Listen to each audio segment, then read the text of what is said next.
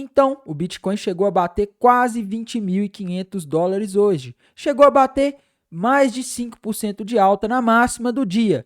Mas será que o Bitcoin reverteu mesmo?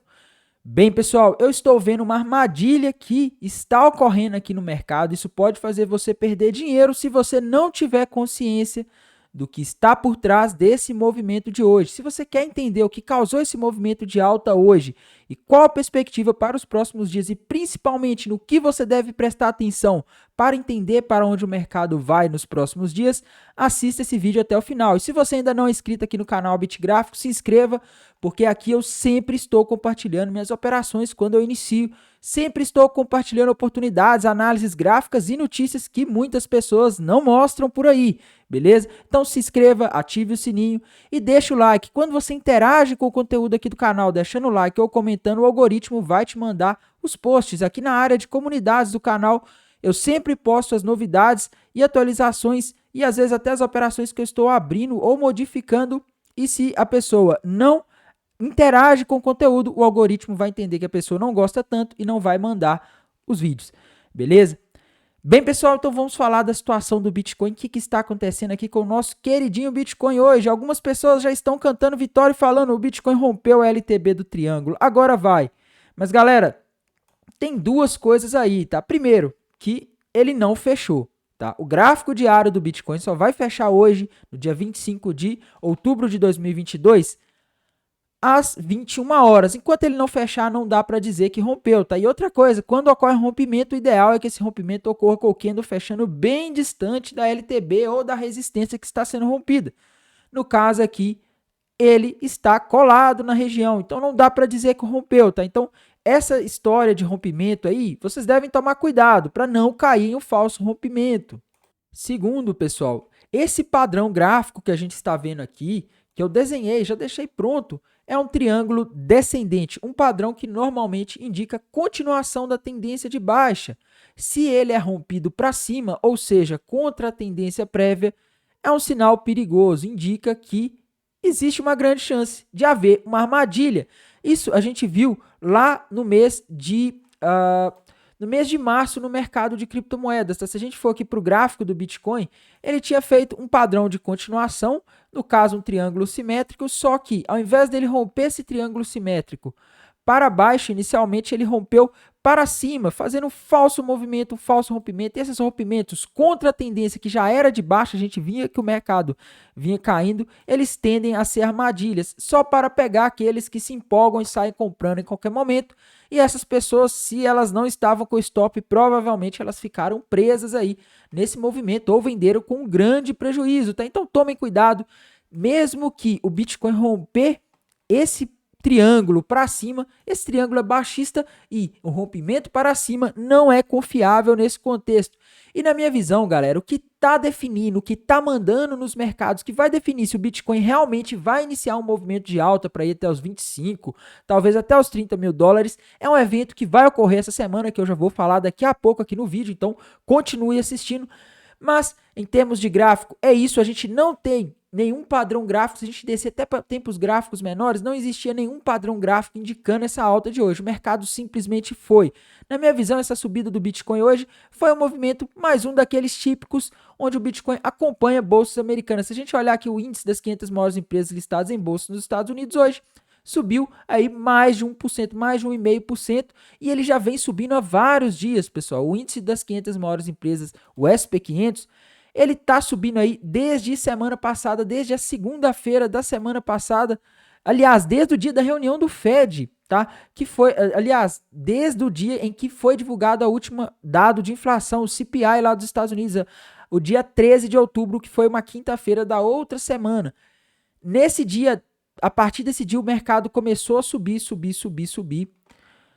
E até então, o SP500 está subindo e tem um motivo por trás desse movimento, pessoal. Tem um motivo e eu vou mostrar para vocês. Esse gráfico aqui, galera, compara, um gráfico de maio, tá? Mas ele compara a quantidade de dinheiro em caixa dos fundos, dos hedge funds, em questão de, na série histórica, né? Desde 1999. E o que a gente vê aqui, galera? Em maio de 2022, antes de acontecer toda essa loucura que andou acontecendo, o mercado já estava com o maior nível de caixa por parte dos hedge funds desde a época em que houve o atentado do 11 de setembro, tá? Eu nem sei se eu posso falar essa palavra aqui, mas enfim, desde que ocorreu aquele evento, o mercado não tem tanto caixa, tá? Isso mostra que os investidores já estão muito vendidos, e quando tá todo mundo vendido, todo mundo com caixa, qualquer notícia ruim que venha menos ruim ou alguma notícia boa pode fazer com que os mercados subam rápido. É isso que a gente está vendo no SP500 desde a segunda-feira da semana passada,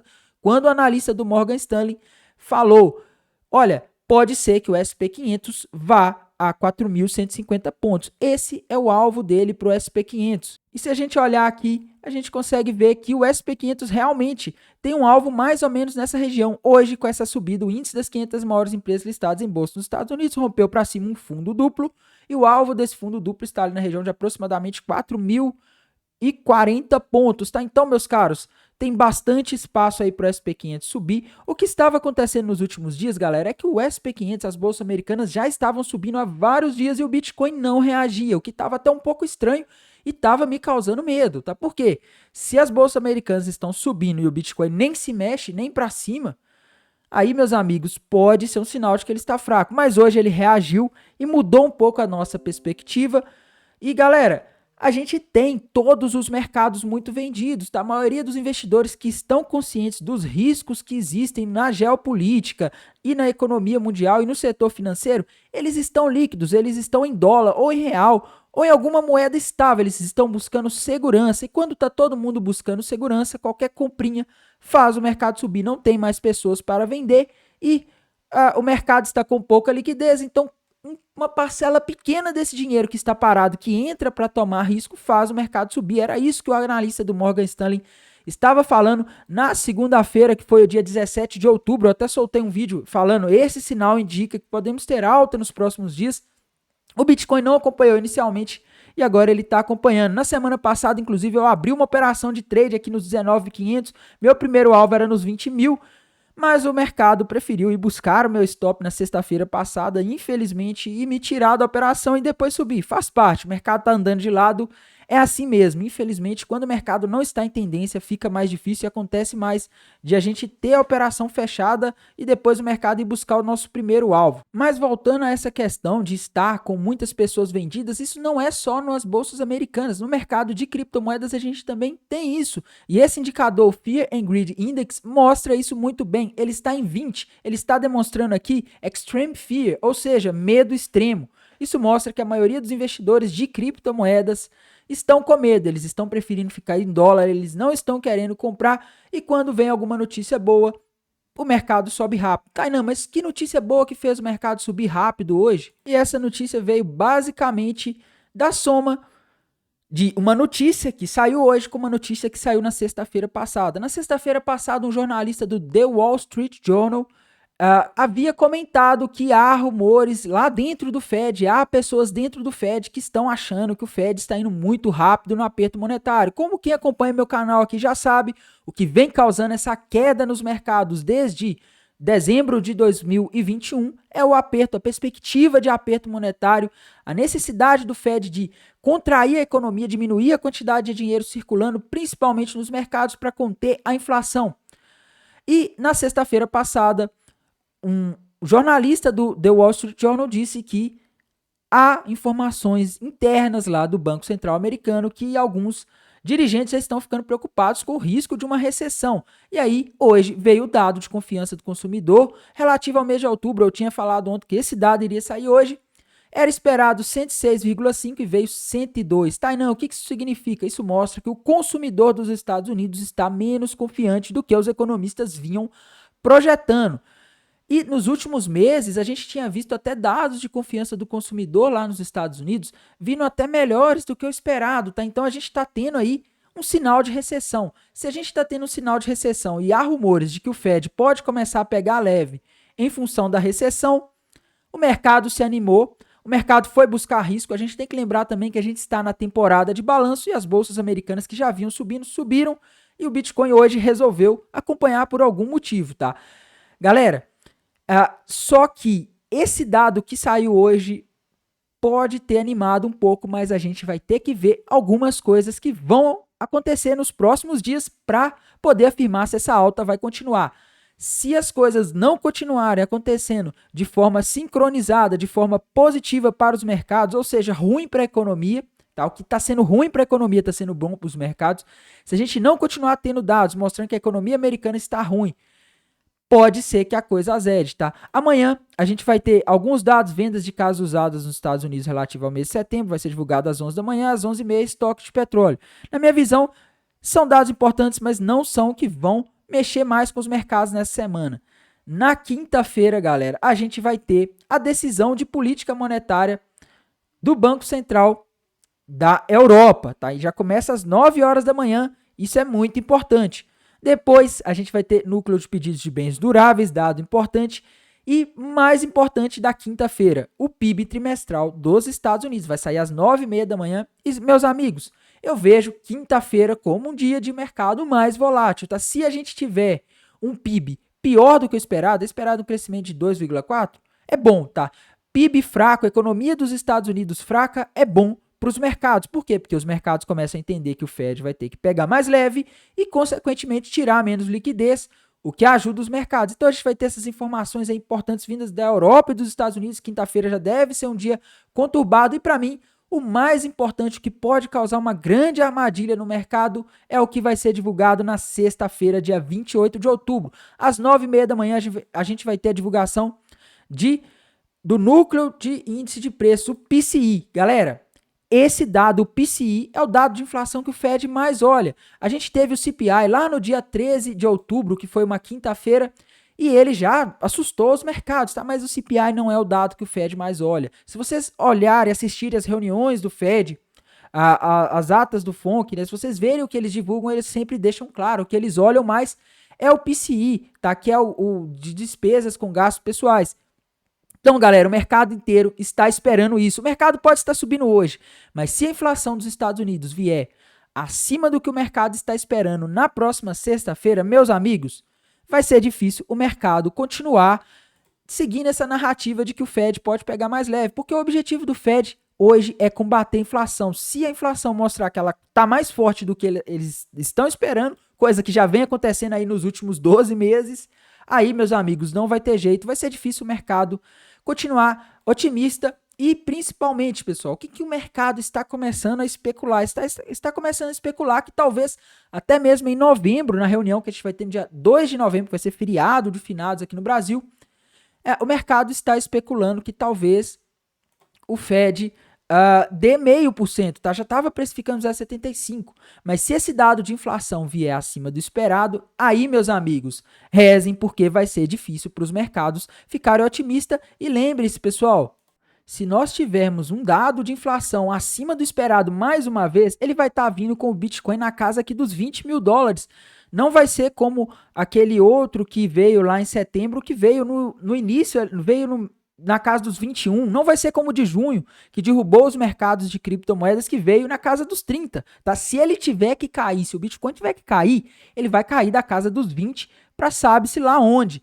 Galera, a gente tem padrões gráficos no Bitcoin que indicam que ele pode ir a $12 mil. A gente tem esse triângulo descendente e tem aquele velho topo duplo que levou o ano de 2021 inteiro para ser formado. Então, meus amigos, padrões gráficos não estão contribuindo. Se a gente tiver algum dado ruim e a reação do mercado for exagerada, for uma reação de pânico como a gente teve em junho, a coisa pode se complicar. Vale lembrar, galera, que o índice das 500 maiores empresas listadas em bolsa nos Estados Unidos também está em uma importantíssima região de suporte, tá?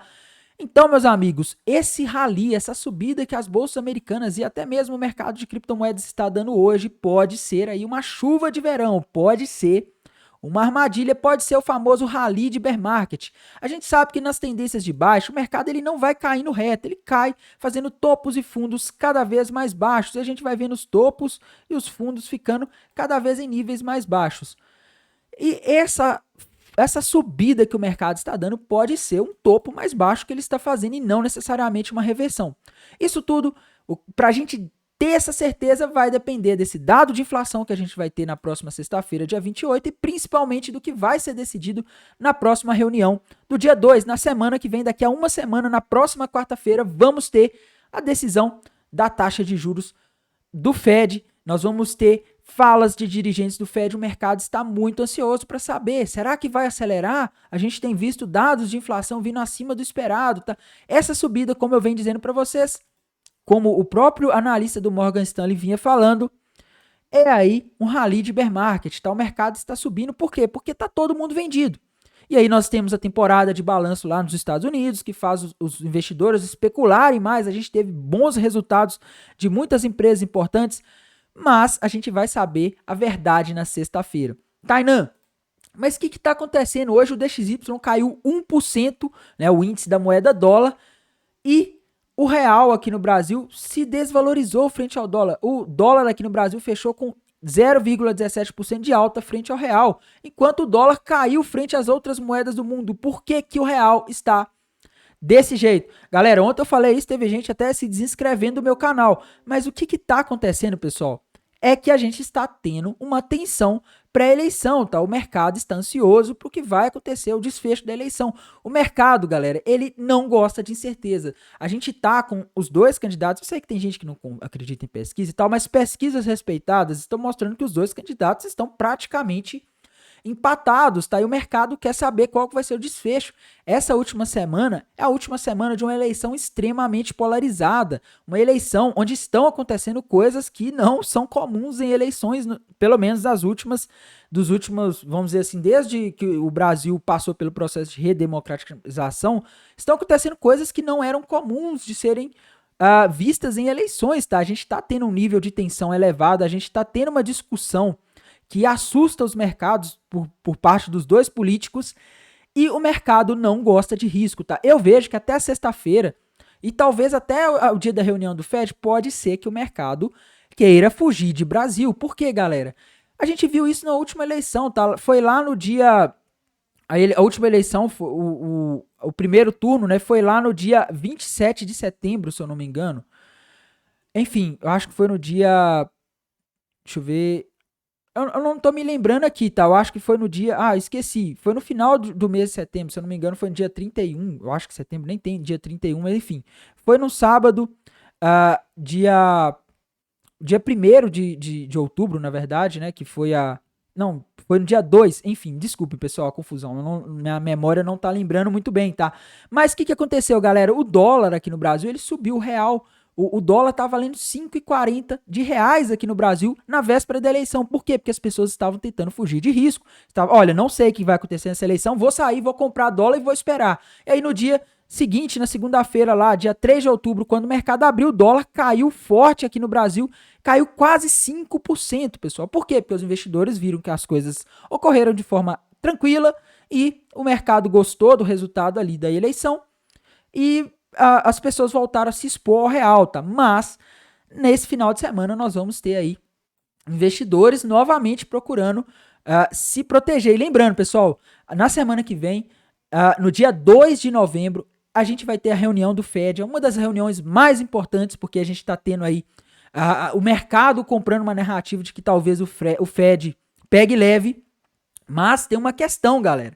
Dia 2 de novembro vai ser feriado aqui no Brasil, tá? Então você acha que os investidores vão querer ir pro feriado de finados aqui no Brasil, sabendo que vai acontecer uma reunião extremamente importante, que pode mexer com o câmbio, que pode fazer o dólar abrir muito mais caro na quinta-feira, dia 3. Vocês acham que eles vão ficar posicionados em reais? Muitos vão querer se proteger e comprar dólar, tá? Então, meus amigos, eu vejo ali como da sexta-feira para frente até o dia 27, até o dia 3 de novembro, me desculpem, eu vejo o mercado buscando se proteger do real e talvez o real se desvalorizando, o dólar ficando mais caro aqui no Brasil, beleza? E como eu disse, o que eu vejo como explicação para esse mau desempenho do real hoje frente ao dólar, mesmo com as outras moedas do mundo estando bem, é esse evento que a gente está tendo aqui no Brasil agora.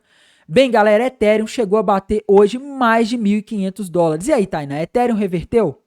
Não, galera, para mim isso aqui não passa de um rally de bear market, tá? Ethereum estava lateralizando nos últimos dias, estava muito parada, o mercado em extremo medo e hoje o Bitcoin subiu e então o mercado com muitas pessoas com dinheiro na carteira, com dólares, resolveram comprar Ethereum, que fez ela dar essa subida rápida. Lembrem-se, as altcoins são bem mais voláteis do que o Bitcoin. Se o Bitcoin sobe 5, sobe 10, as altcoins, muitas delas vão estar subindo bem mais, tá? Isso aqui é os investidores buscando risco.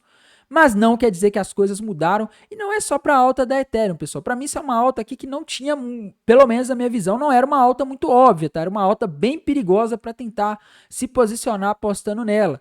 Outra moeda que subiu forte hoje foi a Cardano, que chegou a bater 41 centavos de dólar hoje, pessoal.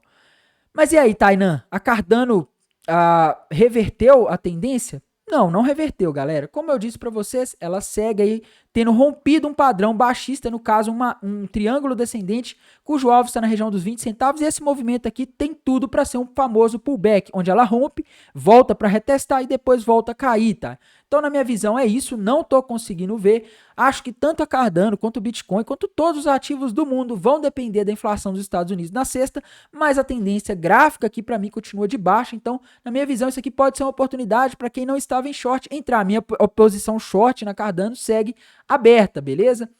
A outra moeda que a gente tem que comentar hoje, pessoal, que alguns inscritos estavam comentando, a Solana, galera.